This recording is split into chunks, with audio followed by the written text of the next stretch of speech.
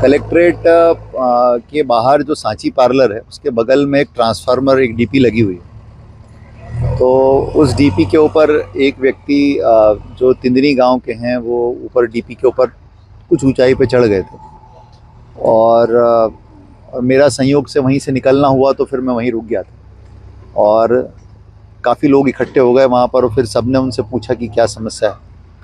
तो वो वो शराब के नशे में थे, लेकिन उन्होंने ये कहा कि वो कलेक्टर साहब से मिलने के लिए गए थे, लेकिन कलेक्टर साहब से उनको वो मुलाकात नहीं हो पाई और लोगों ने मिलने नहीं दिया क्योंकि उन्होंने शराब पी हुई थी। और उस समय मैं एक मीटिंग ले रहा था, संभवतः इसलिए भी मुलाकात नहीं हो पाई।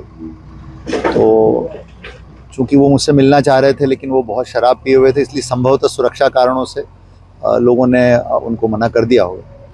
फिर हमारी उनसे संवाद हुआ, चर्चा हुई और उनकी परेशानी एक व्यक्तिगत परेशानी थी कि उनकी पत्नी कहीं चली गई हैं और उनके बच्चों को भी शायद उनके ससुराल वालों ने या कुछ लोगों के उनका कहना था कि वो कुछ लोगों के बहकावे में आकर के नहीं आ रही, तो उनको वापस लाने में सरकार या प्रशासन मदद करे।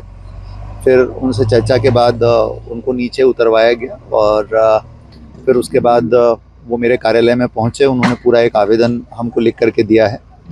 हमने उनकी भोजन चाय आदि की व्यवस्था की और वो फिर संतुष्ट होकर के अपने घर गए हैं। उनका आवेदन ले लिया गया है। उस आवेदन के ऊपर जो भी नियम सम्मत कार्रवाई है हम कराने का कार्रवाई करेंगे।